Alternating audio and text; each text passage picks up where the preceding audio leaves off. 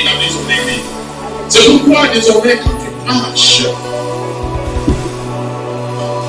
avec la pensée que Dieu t'a établi sur la terre. Ne rentre pas dans le langage des autres. Oh, moi je n'ai pas de Dieu. Je suis établi. Alléluia.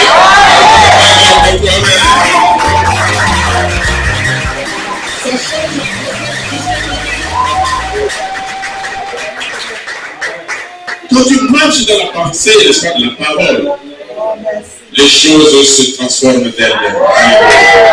Alléluia. Quand tu passes le concours, oh voilà, ils ont besoin seulement il y a 10 000 n'est-ce pas, candidats, mais ils ont besoin de 50. Je suis l'établi, mon nom est là. Et quand tu as cette pensée, ce n'est pas toi qui combats. Mais Dieu déchaîne, n'est-ce pas, les esprits qu'il a créés pour t'accompagner. Ils sont en mouvement, alléluia. Quand tu parles le langage de foi, quelque chose se passe depuis le ciel, alléluia. C'est pourquoi Dieu explique, toi tu es cher, mais quand tu parles le langage de la foi, quelque chose se passe. Alléluia. Alors il a dit qu'il a établi Pierre. Toi aussi ce matin, écoute attentivement la parole de l'établissement que Dieu prononce à ton endroit. Amen. Alléluia. Dans ce quartier, vous êtes établis. Les choses qui se lèveront contre le soin de l'église. Dieu a dit que l'église ne s'arrêtera pas. Ils ne vont pas mettre préponderance, c'est-à-dire tout, même la mort se lèvera. Non, elle n'arrêtera pas. Alléluia. Avant que nous connaissions la parole, plusieurs obstacles se sont levés. Mais la parole de Dieu demeure. Alléluia. Amen. Il a dit dans le livre de Matthieu, chapitre 25, le verset 24, le verset 35, qui dit, le ciel et la terre passeront, mais ma parole ne. Alléluia. Amen. Donc, ma vie n'est pas entre les mains d'un homme. Ma vie est cachée avec Christ en Dieu. Les choses se passeront dans ma vie et avec Dieu. Pour en cette année nouvelle, que les choses se passent selon la volonté de Dieu. Amen. C'est pourquoi il dit quelque chose de très important. Il dit quelque chose de très important à Pierre. Le verset 19, nous allons découvrir ce qu'il a donné, n'est-ce pas, à Pierre. Il dit, je te donnerai les clés. Dans le verset 18, ce que nous pouvons retenir, c'est que les clés qu'il donne là opèrent avec le témoignage, opèrent avec la parole que je déclare, opèrent avec ce que je dis, conformément à la parole de Dieu. Voilà, c'est pourquoi il dit, parce que quand Simon Pierre a dit que tu es le Christ, il a parlé, oui ou non? Il a parlé. C'est que la clé que Dieu nous donne fonctionne avec la parole déclarée. Alléluia. C'est pourquoi il dit, je te donnerai les clés du royaume des cieux. Les clés du royaume des cieux. Dis de ta bouche, les clés du royaume des cieux. Je veux les clés du royaume des cieux. Afin de lier sur la terre et de délier aussi sur la terre. Alors, tu te poses la question, mais c'est quoi les clés? Alléluia. Les clés que Dieu a données à Pierre, c'est la prière et le témoignage. La prière et la parole.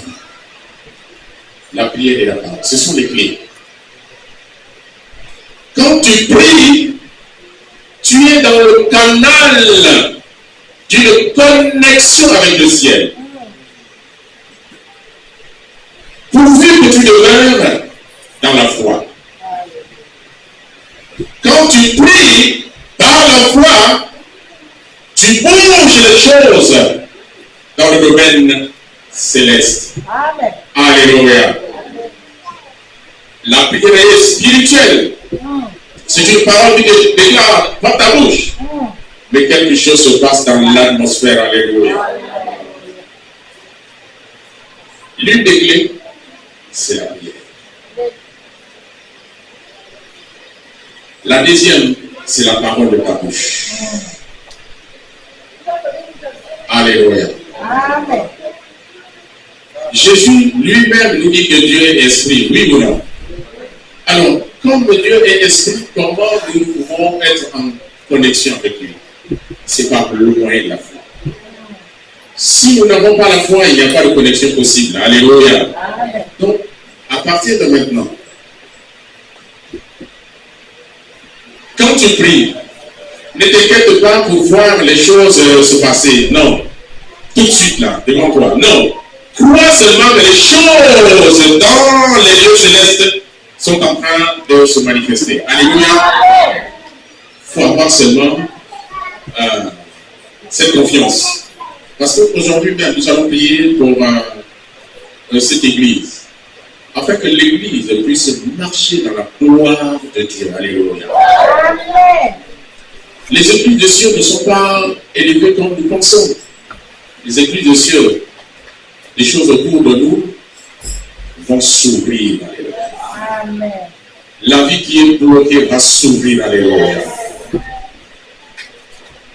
Tu es à la retraite et tu penses que tu n'as pas quelqu'un qui doit défendre ton dossier à la CNSS. Tu as une bonne nouvelle ce matin. Tu as l'avocat qui est Jésus. Tu es oppressé par les choses de ce monde. Ce matin, tu as une bonne nouvelle. Ces choses vont se délier. Alléluia. Parce que nous prions selon la pensée de Dieu. La parole que nous déclarons a son esprit. On ne peut pas parler de la parole de Dieu sans que le Saint-Esprit ne puisse être en mouvement. La parole ne va pas seule. Jésus a dit dans Jean le chapitre 6, le verset 63, que les paroles que je vous ai dites sont esprit et vie. Pendant que tu es en train de parler, c'est pourquoi il nous a donné la clé. Au moment où nous avons confiance et que nous prions, le Saint-Esprit est en mouvement. Amen. Alléluia. Amen. Et si le Saint-Esprit est en mouvement, qu'est-ce qui peut être caché ou qu'est-ce qui peut être résistant vis-à-vis de la puissance de l'Esprit de Dieu? Rien, non, rien. Mais quand nous n'avons pas la foi, nous prions juste comme un exercice que nous voyons les autres faire. Mais maintenant, ne prie pas comme un exercice, mais prie comme un combat. Alléluia. Il faut prier comme un combat. Il faut prier comme tu es en train de travailler pour le Seigneur. Tu ne pries pas pour un exercice. Ce qui travaille pour le Seigneur, ce n'est pas en utilisant le sang de l'appel, c'est la prière. Amen. Quand tu pries, tu travailles pour le Seigneur. Alléluia. Parce que c'est au moyen de ta prière qu'il va manifester sa gloire. Amen. Alléluia. Amen. Donc, nous voulons que l'esprit de prière soit notre ce matin. Et cet esprit est là. Alléluia. Amen. Si tu es attentif ce matin, parce que c'est l'esprit qui tourne ton cœur pour te donner quelque chose de merveilleux ce matin. Alléluia. Amen. Tu as un projet, ne t'inquiète pas. Donne le projet à Dieu. Donne seulement ton projet à Dieu. Mets ta confiance en lui. Amen. Et lui, il agira. Amen. Il est venu pour nous donner le repos. Alléluia. Amen. Il vient du ciel sur la terre. Monter la voie de la terre à la croix. La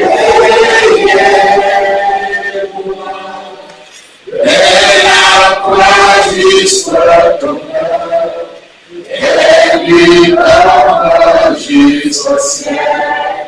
Je nous honorerai. C'est la louange qui doit accompagner, n'est-ce pas, ta prière, afin que tu ne rates jamais de tout ce que tu demandes à Dieu. Amen. Acclamons pour nous-mêmes.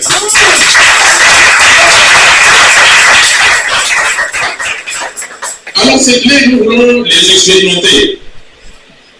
Notre déclaration doit être une déclaration de foi. Alléluia. Amen. Donc, nous voyons ici que pour que les églises de cieux s'ouvrent pour nous, nous devons reconnaître qui est ce Jésus. Premièrement. Et deuxièmement, avoir confiance en ce qu'il nous a donné. Car il dit, quand il a donné, il a donné. Dieu a donné. Pas seulement à Pierre, mais il a donné à tous ceux qui croient en lui. Alléluia. Parce que nous sommes sur la terre, lui, il est dans les cieux.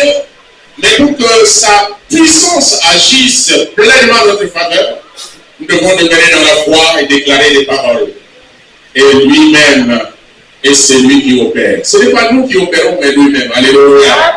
Ne mets pas de ta force, mais plutôt cultive ton intimité de la foi. Et tu verras les choses être transformées. Alléluia. Nous avons vu, n'est-ce pas, ces choses. Nous irons, n'est-ce pas, à Malachie. Malachie, c'est que nous revenons à gauche. Nous revenons à gauche, tout à gauche de Matthieu. Alors nous avons cité que Malachie, c'est quel verset? Le verset?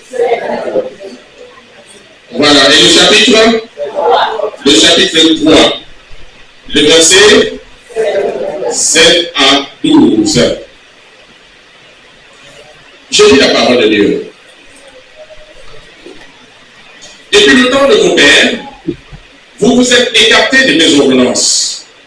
Vous ne les avez point observées. Revenez à moi et je reviendrai à vous. Dit l'Éternel des armées. Alléluia. Revenez à moi et je reviendrai à vous. Dit l'Éternel des armées.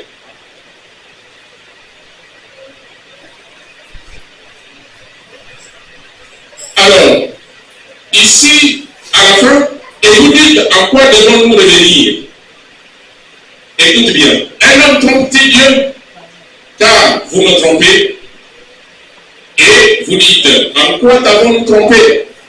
Dans les dîmes et les offrandes.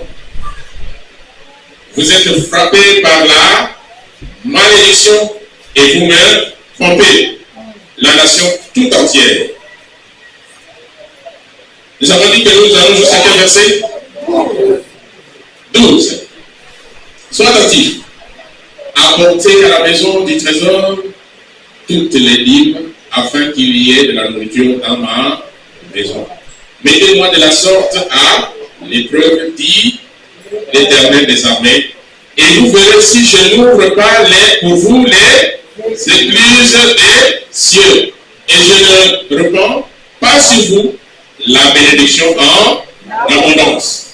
Pour vous, je menacerai celui qui dévore, et il ne vous détruira pas les fruits de la terre, et la vie ne sera pas stérile dans vos campagnes, dit l'Éternel des armées. Toutes les nations vous diront heureux, car vous serez un pays de délices, dit l'Éternel des armées. En fait, la conclusion dit l'Éternel des armées, il jure par lui-même que si nous sommes obéissants et que nous rentrions en relation avec lui sur la base de sa parole qu'il nous donne, ce sont des clés pour la prospérité. Alléluia. Ce sont des clés pour la prospérité. La prospérité ne vient pas par notre forme. La prospérité ne vient pas par notre intelligence. La prospérité vient, n'est-ce pas, de l'obéissance de la parole de Dieu. Parce que nous pouvons avoir une volonté pendant un temps en disant que bon, je vais m'astreindre pour faire ça, faire ci, pour arriver. Mais nous n'arriverons pas. C'est la volonté de l'Éternel, c'est son projet qui va s'accomplir. C'est pourquoi son projet est dans sa parole. Alléluia. Si tu marches selon les principes de sa parole, alors tu marches sur le chemin. Tu es appelé le Fils de Dieu. Tu marches dans l'esprit, n'est-ce pas, de la parole. Alléluia. Tous ceux qui marchent par l'esprit sont fils de Dieu, selon que la parole nous dit. Alors, marcher par l'esprit, c'est quoi?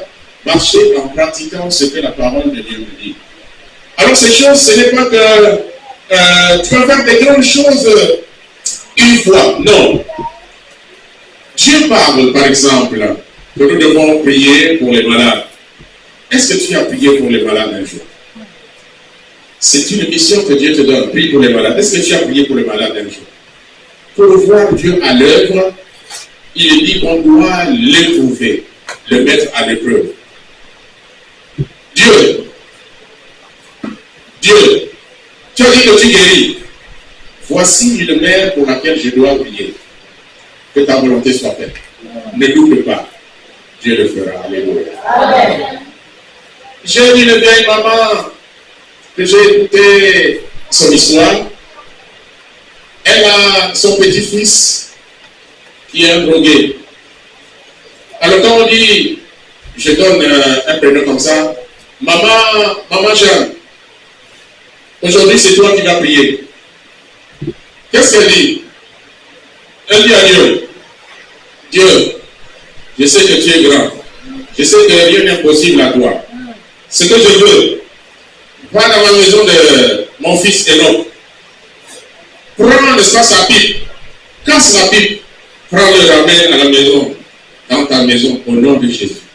Chaque fois qu'on dit, maman Jeanne va prier, ce n'est que cette prière. Qu'est-ce qui s'est passé?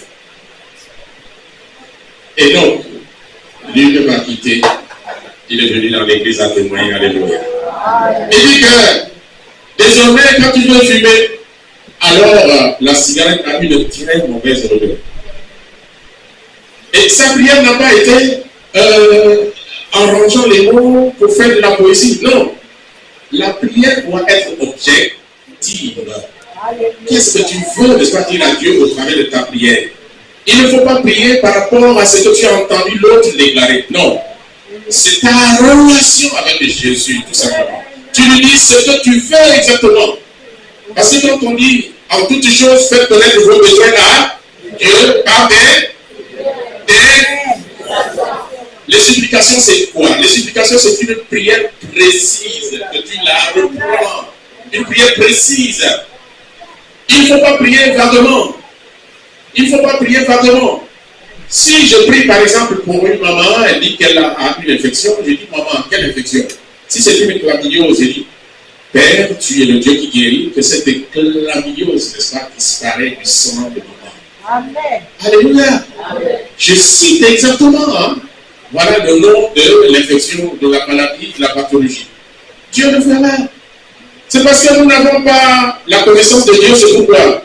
Quand les autres viennent pour qu'on prie pour eux, je suis venu parce qu'il y a ma soeur qui est malade, elle souffre de tel. Oh, c'est la soeur qui est là, donc qui souffre de la maladie. Nous fatiguons les anges. Hein? Quand les anges arrivent avec la grâce pour donner, ils vont là-bas, c'est pas là-bas. Ils viennent ici, toi-même tu ne témoignes pas que c'est toi qui es malade. Non, ils ne partent. Mais prochainement, est-ce que Dieu va, n'est-ce pas, être attentif à ce que tu dis? Non. Tu es un menteur. Tu es le fils du menteur. Nous ne devons pas mentir. Qui il est? Je lis la parole de Dieu. Jésus étant arrivé dans le territoire de Césarée de Philippe, demanda à ses disciples, qui dit-on que je suis? Moi, le Fils de l'homme. Ils répondirent, les uns disent que tu es Jean-Baptiste, les autres Élie, les autres Jérémie, ou l'un des prophètes. Et vous, leur dit-il, qui dites-vous que je suis? Au verset 16, Simon-Pierre répondit, tu es le Christ, le Fils du Dieu vivant. Verset 17, Jésus reprenant la parole lui dit, tu es heureux, Simon, fils de Jonas, car ce ne sont pas la chair et le sang qui t'ont révélé cela, mais c'est mon Père qui est dans les cieux. Et moi, je te dis que tu es Pierre, et que sur cette pierre je bâtirai mon église, et que les portes du séjour des morts ne prévaudront pas contre elle. Je te donnerai les clés du royaume des cieux. Ce que tu liras sur la terre sera lié dans les cieux. Ce que tu délieras sur la terre sera délié dans les cieux. Que le Seigneur bénisse sa parole. Alors ici, nous sommes dans le contexte où Jésus veut que ses disciples le connaissent, mais il n'a pas été content, n'est-ce pas, de leur réponse. C'est pourquoi il lui dit exactement, mais vous, qui dites que je suis? C'est pourquoi ce matin, comment tu connais ce Jésus? Parce que si en 2024 tu ne l'as pas connu, C'est l'occasion pour toi aujourd'hui de dire